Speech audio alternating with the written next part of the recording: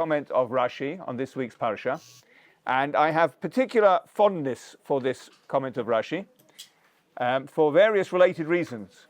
The first is it seems very simple. It's a grand total of 2 words, but there is profound depth, as I hope we will explore. And the second reason is when my boys went to school, and my girl actually, when my children went to school, the first Rashi that they learnt was this Rashi. And probably because it's fairly close to Bereshit, where they started learning Chumash, but also because it's 2 words, easy to translate, and one doesn't necessarily need to plumb the depths of the profundity here. 2 words which we can translate is also good. So let's get cracking.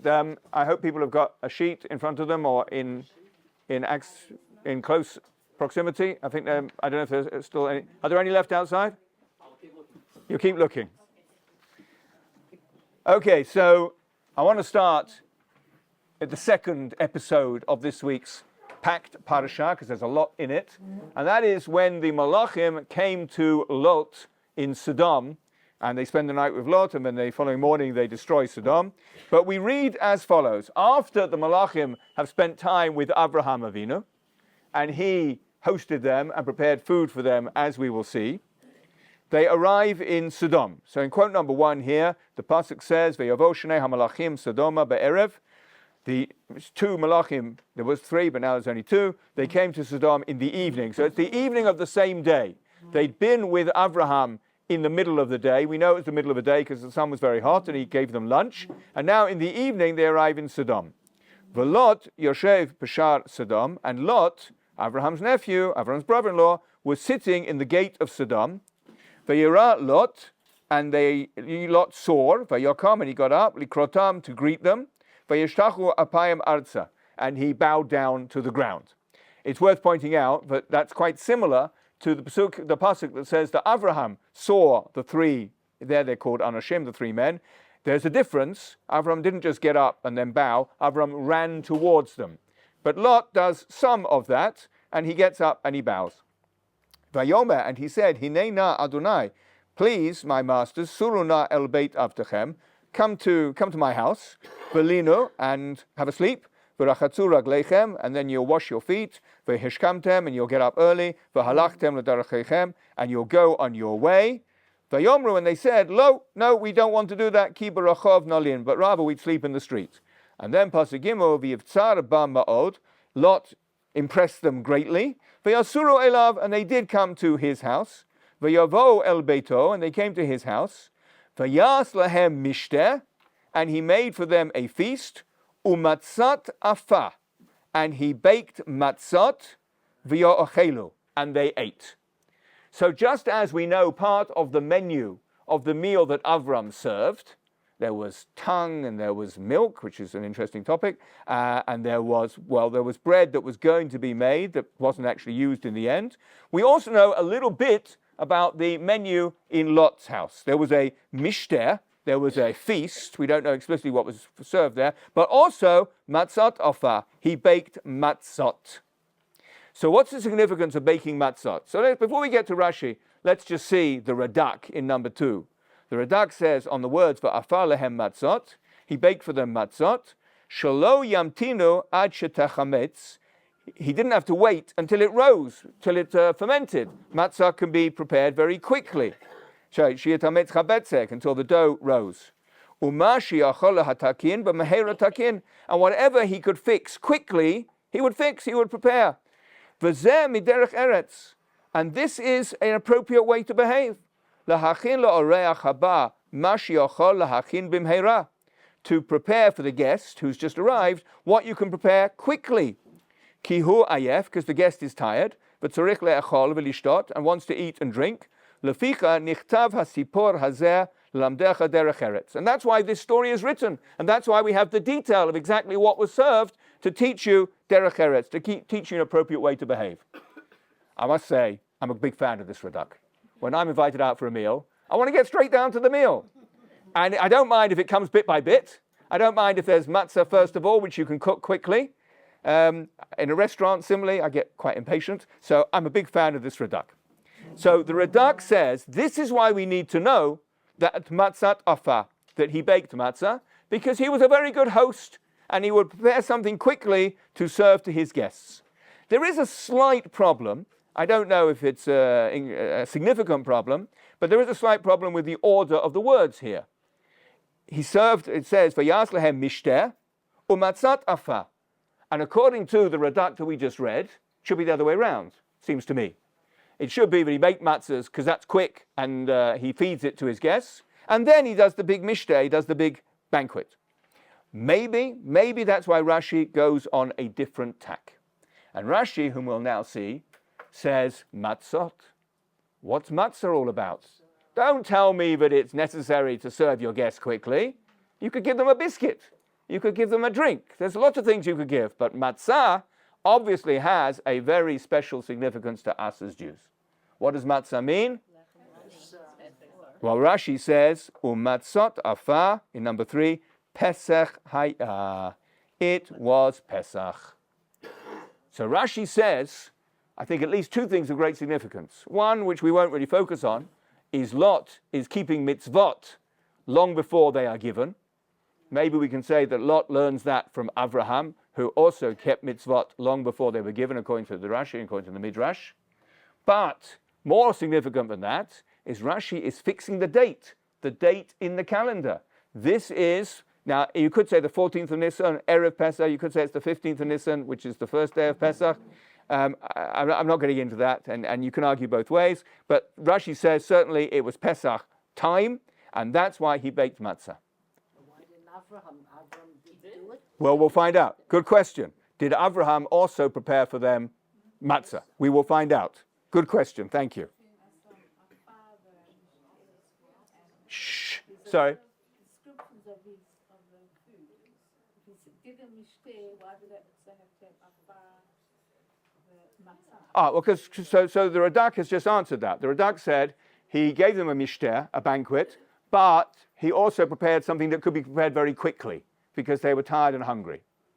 So a matzah, because it doesn't have to rise, you cook it in 18 minutes or less, is something they could give quickly. That's what the Radak said. Rashi says, it doesn't spell it out, but it sounds like Rashi says they had a big mishteh, but also there was another special item, which was matzah, because it was Pesach. So we'll leave aside what might be an anachronism, why Lot is keeping a mitzvah long before it's given, although maybe actually we will shed some light on that as well. So I want to turn to number 4, the Be'er B'Sadeh, which is one of the many, many commentaries on Rashi that we have. And I thought he summed up what Rashi is doing quite nicely. He says in number 4, Pesach haya, quoting Rashi, De'im lo kein, because if this were not the answer, this were not the explanation of the matzot, ma tam omar umatzat afa. What's the reason why the Torah specifically says he baked matzah? Achar, after it said, vayas lehem mishteh, he made for them a feast. Now what's in a feast? I don't know, but we can be pretty sure that there's one ingredient that's part of the feast, which would be bread. Well, matzah turns out to be matzah, but we can be pretty sure there's bread. And as the Be'er B'Sadeh says at the end of line 1 of number 4, Havadai efshar lemishteh belo lechem. It's impossible to have a feast without bread.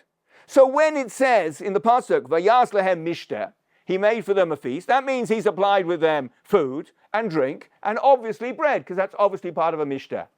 So in which case, why does the Torah say he made a feast, which includes bread, and he made unleavened bread as well? That seems to be duplication. So, says the Be'er B'Sadeh, line 2, Elavadai hakamash malan dehavi lahem matzot. But it must be teaching us that he brought the matzot v'lo chametz, and not chametz, the Pesach haya, because, as Rashi says, it was Pesach. So, we now understand a little bit more what's going on. He made them a mishteh, but it was Pesach, so the mishteh didn't include regular bread. It included special bread, which we call matzah, which is why the pasuk mentions specially that he baked matzah. So Rashi has answered the question, why, in addition to the mishteh, do we need to be told about the nature of the bread? It was special bread, because it was a special day, because it was Pesach, the day on which bread, matzah is served. Okay, there was a question before, what about Avraham? So it's the same day. As I say, I don't want to get into whether it's the 14th or the 15th, but it's Pesach time. And it's the very same day that the Malachim were with Avram. They were with Avram for lunch and with Lot in the evening. Maybe it switched from Erev Pesach to, maybe it was Seder night. But as I say, I don't want to get there. But let's look at what Avraham said when he entertained his guests. Number 5.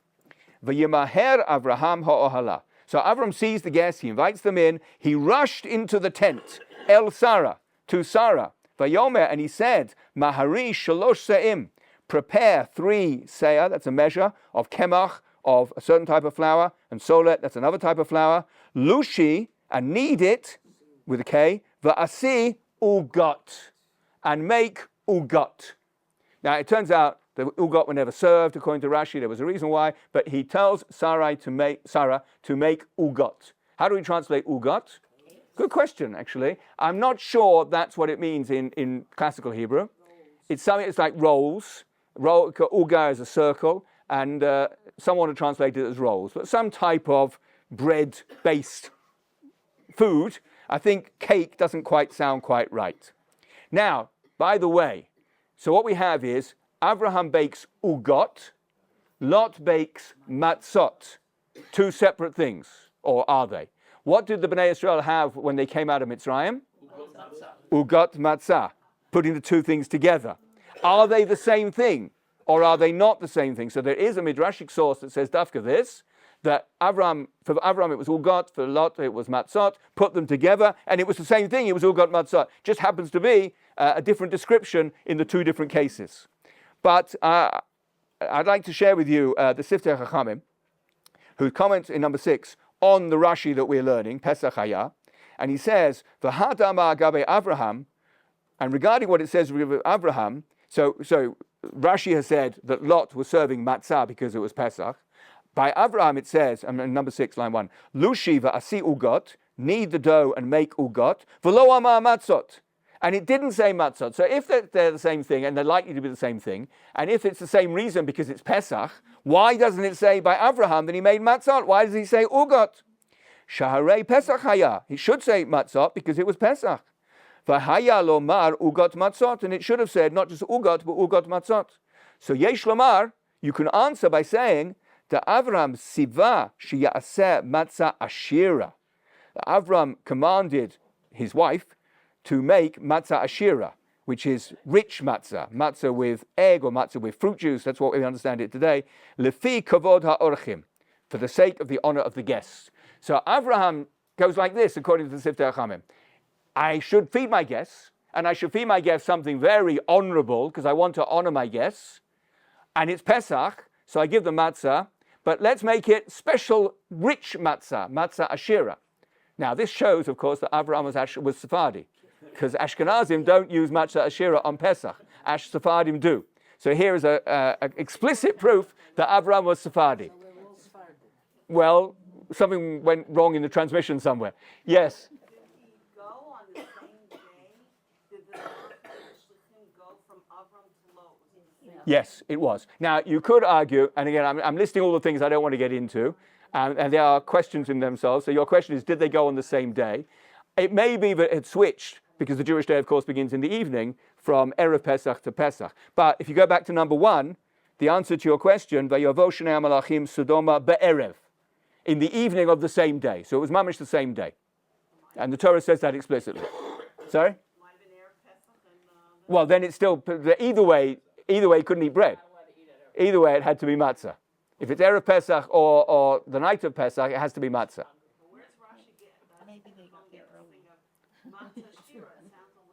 Okay, it is. It's a little bit. It's a little bit of a kvetch or a stretch.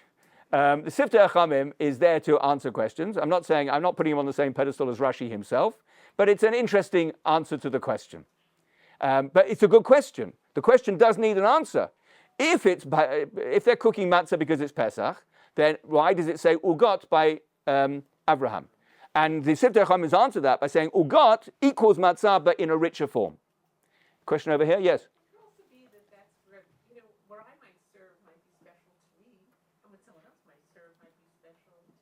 So, but the question is, if it's Pesach, is Avram serving matzah? The Torah calls what Avram serves ugot. Is that a form of matzah? So it's hard to say it isn't, because if it's Erev Pesach or Pesach, he can't serve bread. He can't serve lechem, chametz. It must be matzah. So why does the Torah call it ugot? So the Sifter Chachamim gave one answer. It's rich matzah. Yes? It's clear because with Lot and with Abraham, they're very specific about the type of bread they serve. They don't tell us he's making a mishteh party. They don't tell us anything else. And he's making a gift serving, but they're very, very specific on the type of bread Correct. that they're serving. So there's obviously significance.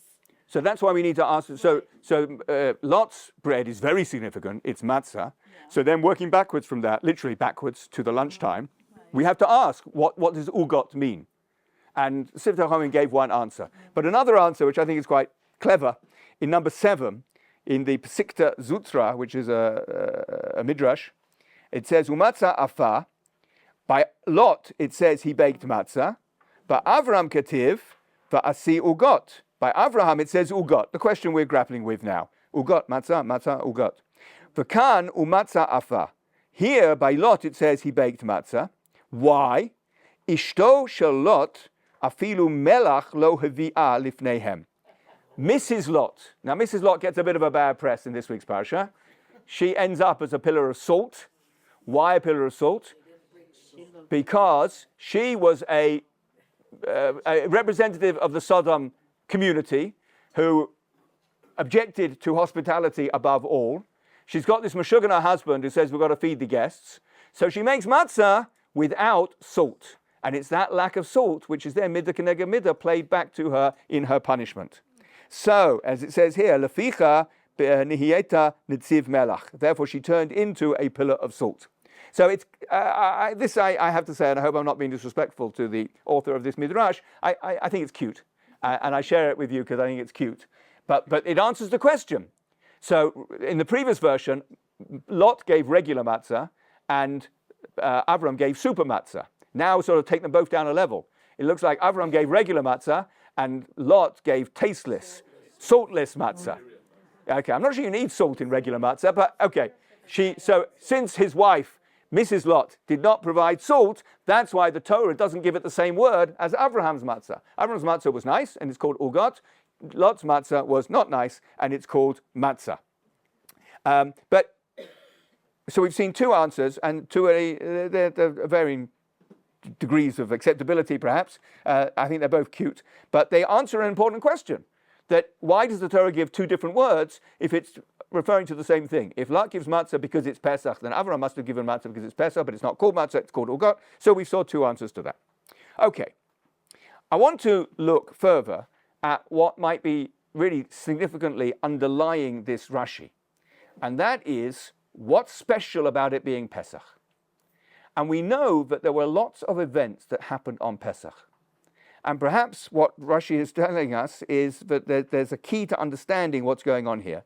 That we, from this moment being Pesach, we can understand that other events happened on Pesach as well. By the way, sorry, I also want to say, going back a moment, we saw in number 5 that Abraham made these cakes, which we've assumed to be matzah. Rashi doesn't say there that it was Pesach. Rashi doesn't say it was Pesach. Rashi says elsewhere, and we will see that, we'll see soon, that Rashi says from another point of view, the day that the Malachim came to Abraham was Pesach, but Rashi doesn't make that point about the menu. And it seems to me, and I haven't researched this thoroughly, it seems to me that Rashi doesn't have a problem with the word ugot. The word ugot doesn't need an explanation. So it may be that we can work out that it must have been matzah, but it's not called matzah, so the Torah doesn't cry out for an explanation there. Ugot is ugot.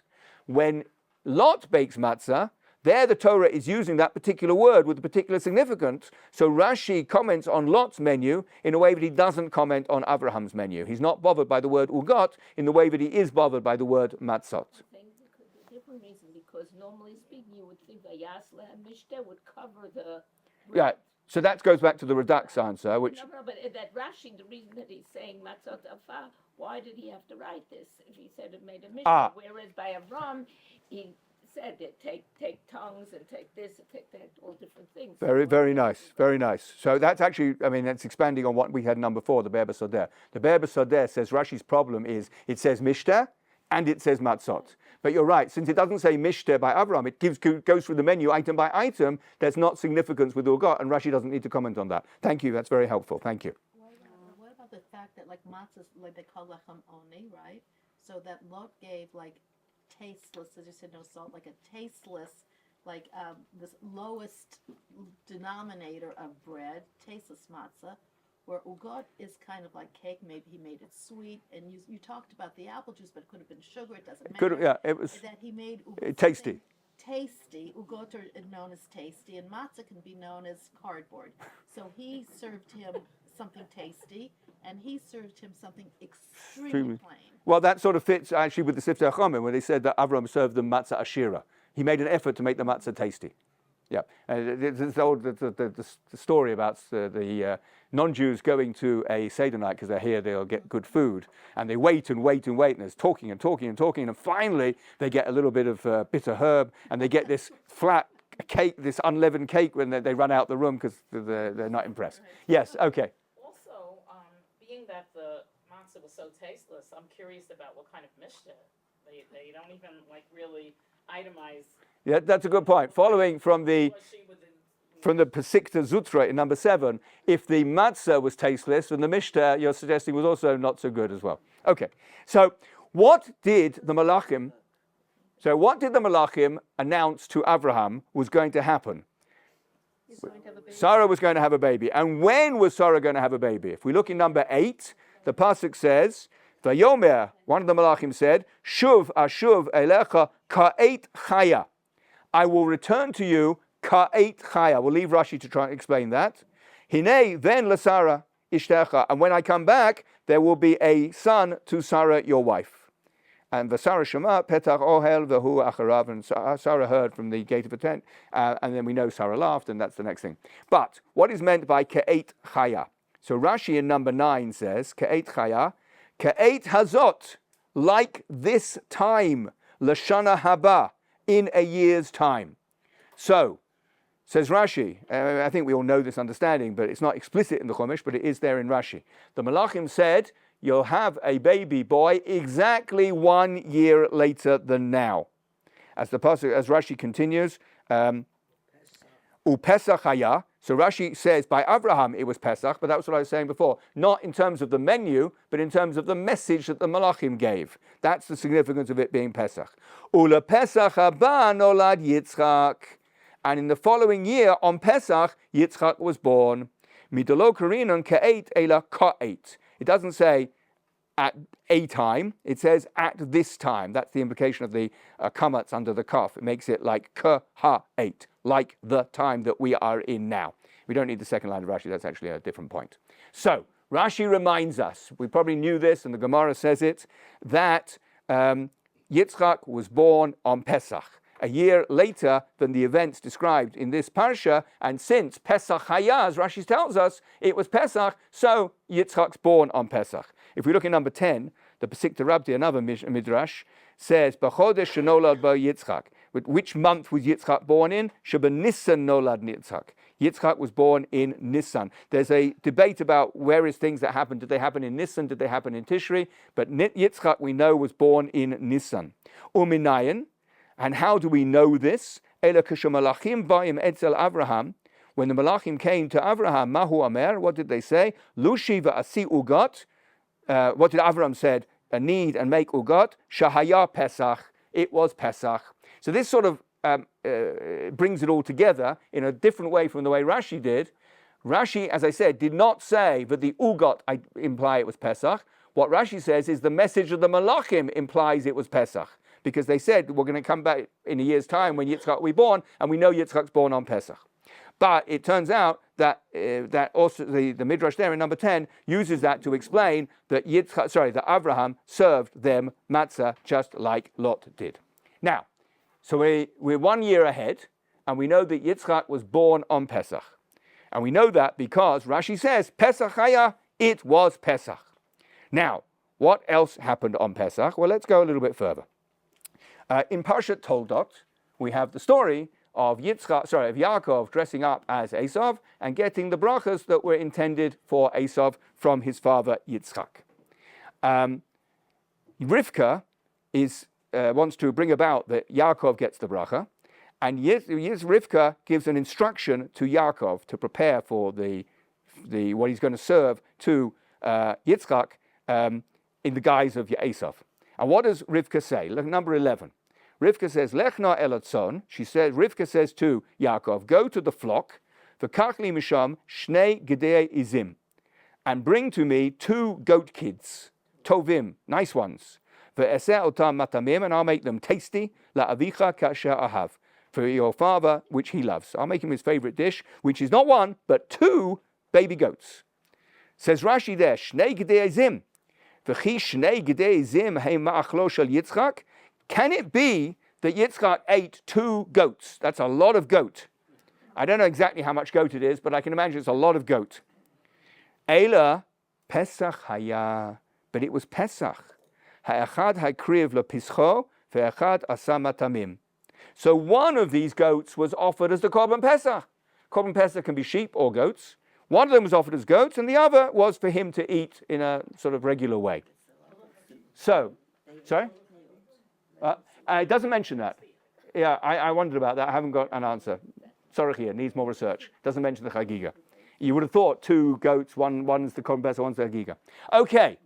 Now, so Rashi says the day on which Yaakov took the brachot from Esav by the deception in front of Yitzchak was Pesach. Now, have we got any other indications that it was Pesach? We have, if we look very carefully. Number 13. Yitzchak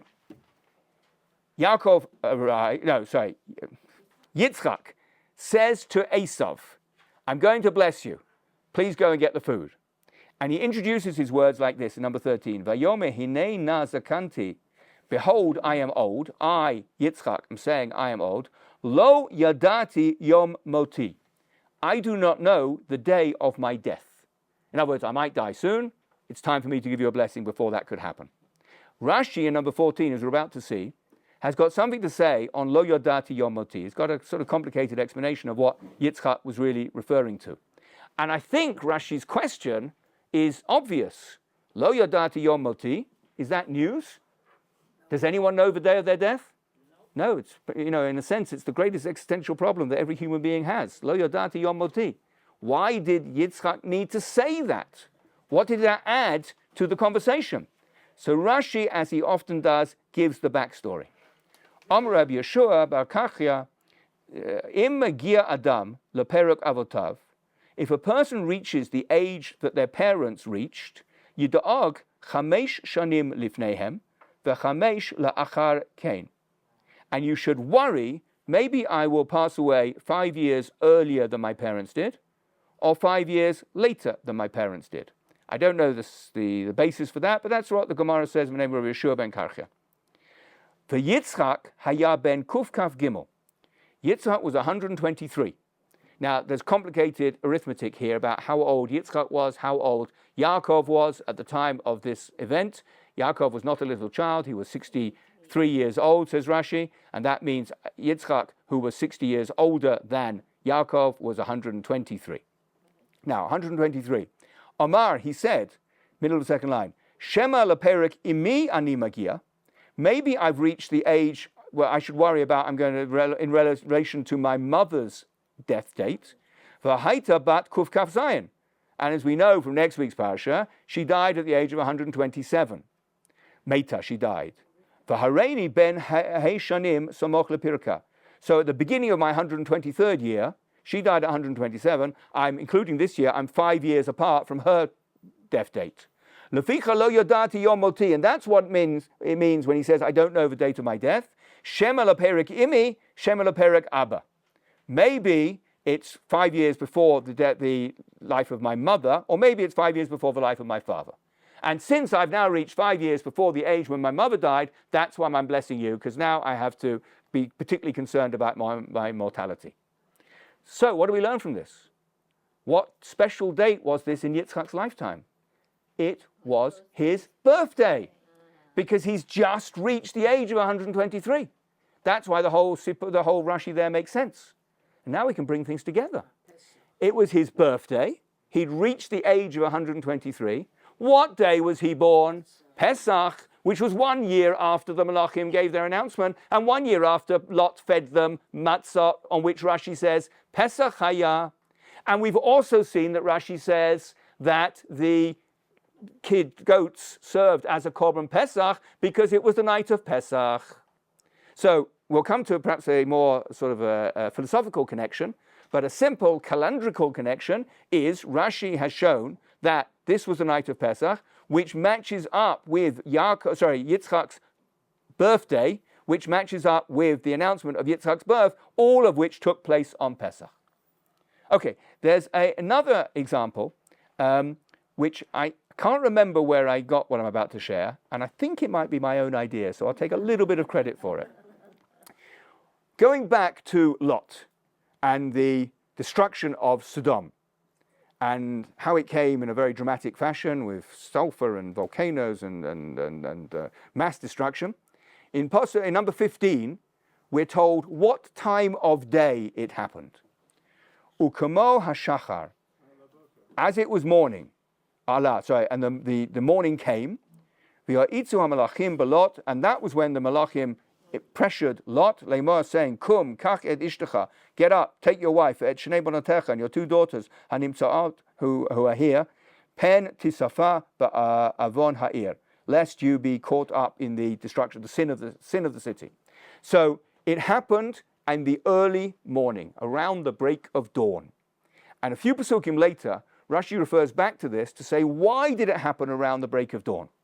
And Rashi in number 16 says, Himtir al Sodom, the destruction literally was rained on Sodom. We'll come back to that word later. Me'olot hashachar, from the beginning of dawn, when it just starts to get light. Kamoshen emar, ukamo hashachar Allah, as we said in Pasuk Tetvav, which we just read in number 15. So the destruction came at the beginning of the day, when it just begins to get light.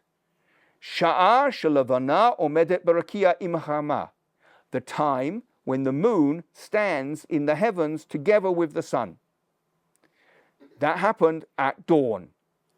Now, why did that happen at dawn? Why did Hashem bring about that it would happen at dawn? So Rashi has an answer to that. And some of them in Sodom worshipped the sun, and some worshipped the moon.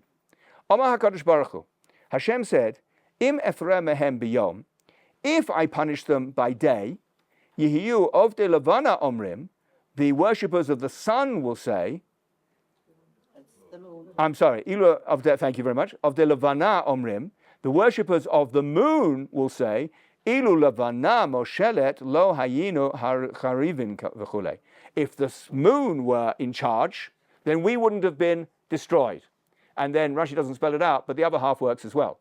If it had happened when the moon is in charge and the destruction came, then what would happen? The worshippers of the sun would say, it's only because the sun wasn't here. So it wouldn't defeat the twin pillars of the idolatrous religion that you worship the sun or you worship the moon. So Hashem brings it in the early morning when the sun and moon are just there, when the sun hands over to the moon, or the moon hands over to the sun. So they're both there. So the moon worshippers and the sun worshippers, neither of them have got an excuse. They have to accept that their God, both the moon and the sun, failed them. Now I want to say the following. It surprises me how we say to children, but we also, many adults think this, that the sun is out there during the day and the moon is out there during the night. In every single children's illustrated book where there's a picture of the night, there's the moon, because the moon's out at night. And I'm actually quite surprised how many adults also think the sun's out during the day and the moon's out during the night. It's not true. It sometimes is true, but sometimes is not. The moon sometimes is out there during the day. You can see the moon during the day. Depends where you are. Sometimes you can see the moon in the middle of the afternoon.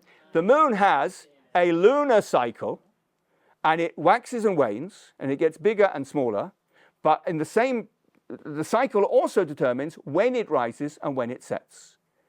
And there is a time when it's out basically the same time as the sun. That's when you can't see the moon because it's literally eclipsed, or the sun is so bright you can't see much of the moon. We call that Rosh Chodesh. And on Rosh Chodesh, the sun and the moon are pretty much in the sky at the same time. Fast forward 2 weeks, to the middle of the lunar cycle. That's when the moon is full, but that's also when the moon and the sun are at opposite ends. The sun's out during the day, and on the 15th of the Hebrew month, the moon's out during the night. And so, the idea that the moon hands over to the sun at dawn doesn't apply every day. It only applies on the 15th of the month. Only then, but it gets better. But if the night is much longer than the day, like in the winter, you won't see this phenomenon. And if the day is much longer than the night, like in the summer, you won't see this phenomenon either. When will you see it? Only in the spring and the autumn, at the equinox. So I don't know if Rashi was alluding to this. I suspect he was, to be honest. But Rashi says the astronomical observation, the astronomical status was the sun and moon were both there at dawn. That can only happen twice a year, the 15th of Nisan or the 15th of Tishri. And we know it works on Pesach, because Pesach Haya, because the day of the destruction of Sodom was Pesach. Now, after all that cleaning, they destroyed I suspect the people of Sodom were not so particular about Pesach cleaning. They certainly didn't have any guests for Pesach, so they had less to clean. Yes? Ask Rashi's. They don't seem to be pshat. They're very, Rashi, I don't know. It's difficult. Well, okay. I don't want to get into a whole analysis of Rashi's pshat, Rashi's derech, but I will tell you, it's worth explaining this.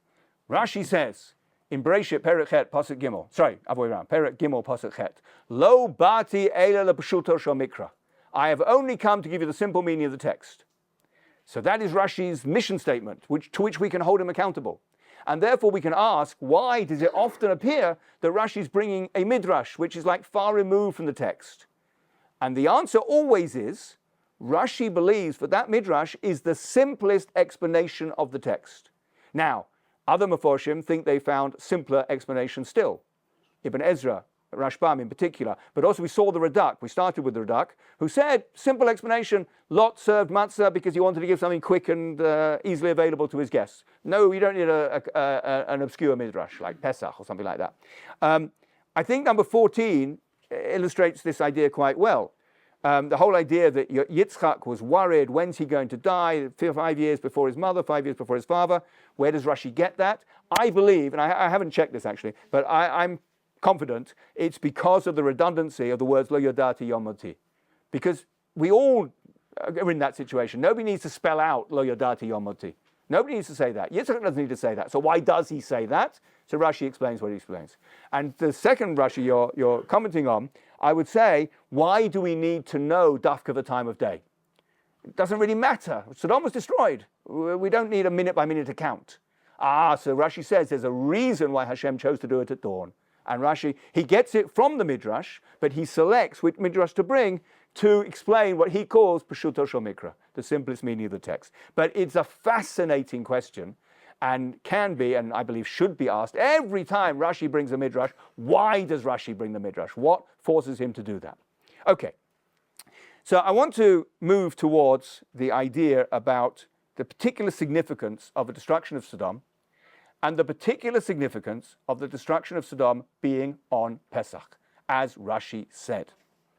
And it's worth noting that there are a number of textual allusions between the story of Pesach and the story of, the Yetzias Mitzrayim, and the story of Lot being rescued from Sodom. So for instance, look at number 17. So just a few, not quite random, examples from the story of the destruction of Sodom. In Yud Aleph, ve'et hanashim asher petach habayit hiku b'sanverim. When the people surrounded the house where Lot was entertaining his guests and said, bring them out because we don't allow guests in our town, they gathered at the petach habayit, the gate, the doorway of the house. Now the petach habayit has a tremendous significance in the time of Pesach because that's where they put the blood. So petach habayit, there's a connection there. Pasuk Yud Daled, v'yetzei Lot v'yedaber el chatunav lokei benatav Lot Lot went out and he said to his sons-in-law and the husbands of his daughters, and he said to them, Kumu makom hazeh, get up, go out from this place. And they didn't want to, that's another story. Just like Paro, when finally he got the message, he said to the Jews, get out from this place.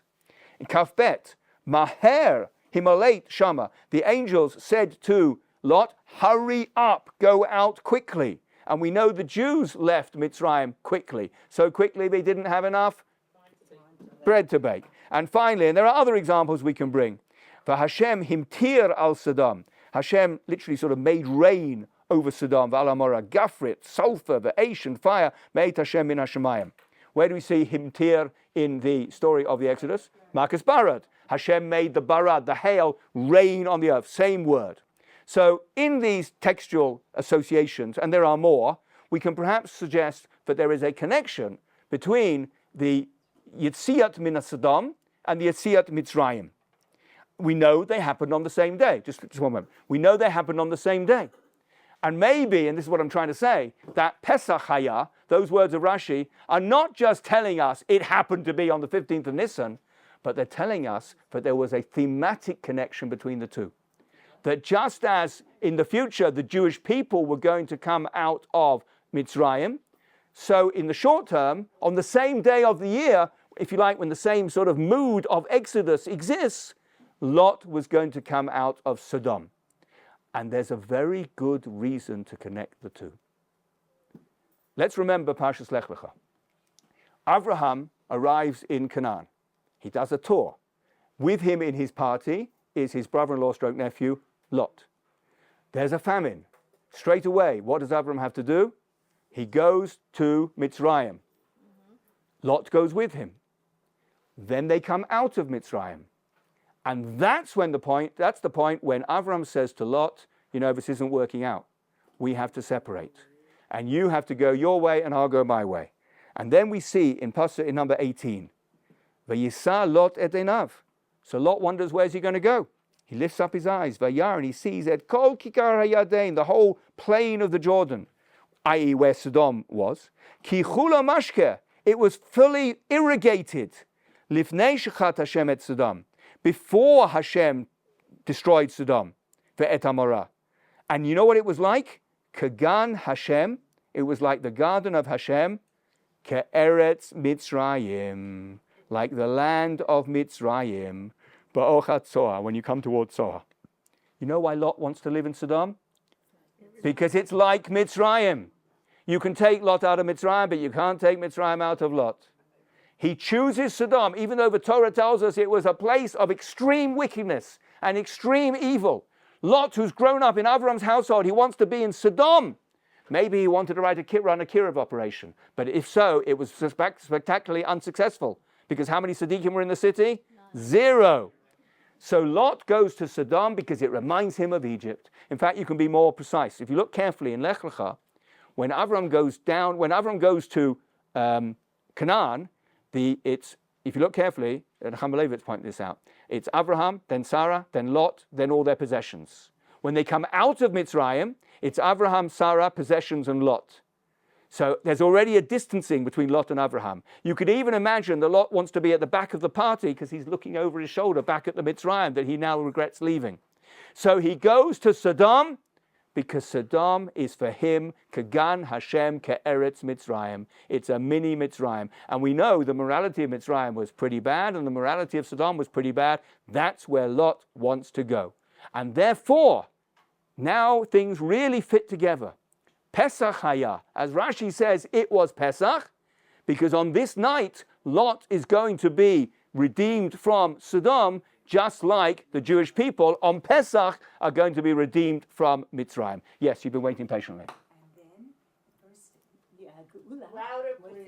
the first Geula was from Mitzrayim, and the last Geula, the Mashiach will come. The Mashiach is going to come from Lot, from Moab. Okay. So you have that also. Okay. Very nice. They have a huge connection, and also even little things like Mitzachek and Maher relate to the Abraham story also, connection between the two. Abraham is told that Yitzchak will be born, and then it says, Ki Mashchis Hashem et ha'ir vahi k'mitzachek yes. Okay. Just by the way, there's so many connections a- between the two stories and between the two geulah. very nice, very nice. And indeed, the Piyutim that we have at the back of the Haggadah talk about other events that took place on Pesach. And it fits because Pesach, we're learning, is not just a date in the calendar, it's a season of redemption. And the only two places it ever says Vayihi Chatzi Halayla in the entire Tanakh are Makat Bechorot and the story of Ruth and Boaz at the threshing floor. So there's a tremendous connection. And Ruth is a descendant of... Yeah, Mitzrayim. That's right. Okay, very, very nice. And one can add more to this. Tell. Yeah, you can certainly add more to this share, but I hope you get the idea. Now, yes? I also want to say that a lot of times, like this is the first time it talks about how animals and possessions are more important than people. So when Reuven and Gad say that they want to go Aver LeYarden because it's better for their animals, and they preface animals before the people. Right. Whereas Abraham felt it was better to be a moral, legal person and said to Lot, we need to separate because you have different ideas of what's allowed and what's not Right. allowed with your sheep. And I just wanted to... Okay. And by the way, for those who come next week, I will talk about when Abraham splits with Lot, even though it was last week's parsha, but I'm going to talk about it for next week's parsha for reasons that will be explained. Okay. So Lot is given this tremendous bracha. Lot comes out of Sodom like the Jewish people come out of Mitzrayim. The Jewish people come out of Mitzrayim and they make their way to Har Sinai and they get given the Torah and they build the Mishkan and then they enter Eretz Yisrael, triumph after triumph after triumph. Lot similarly, actually not similarly at all. Lot is left in a drunken cave with some very odd practices with his daughters, and that's all we hear of Lot. That's the end of Lot. So Lot does not come out to a great triumph, to a great elevation. Sorry? Yeah, it wasn't all plain sailing. I sort of missed out the bad bits, but there was lots of good bits for Bnei Israel. But for Lot, there was nothing. Lot is a fascinating character. He's a study in mediocrity. He tries to follow his uncle Avraham, but he doesn't quite do it. He doesn't run to the Malachim, but he does greet them. He doesn't serve them ugot, he serves them matzah. In many, many ways, he tries to be Avraham, but he fails miserably. And his end, his demise, is tragic. The last we hear of Lot is in the cave with his daughters. So why was he rescued altogether? Okay, so why was he rescued altogether? Okay, so a simple answer to that is in the zchut of Abraham. He was rescued as a favor to Abraham. Let's leave it there. But it gets worse because, as we've already heard, as a result of the goings on with his daughters, there are two nations born, Moab and Ammon. And what do we know about Moab and Ammon in relation to us? Number 20. Lo yavo Ammoni u'Moavi b'kal Hashem. An Ammonite and a Moabite cannot marry into the Jewish people. Gamdor Asiri, even the 10th generation, which means forever. Lo yavo lahem b'kal Hashem ad olam. They can't come into the assembly of Hashem forever. We know Ruth could because it excludes Moabite males, but doesn't exclude Moabite females. So that's how Ruth marries in, and she becomes the great grandmother of David HaMelech. But it goes on, Pasuk Hey, Al Dava Asher Lo Kidmu Etchem Belechem U'B'Bayim, because Ammon and Moab failed the basic test of hospitality when the Jews were being led out to exile. It's not quite clear exactly when. Rashi gives a context. Moab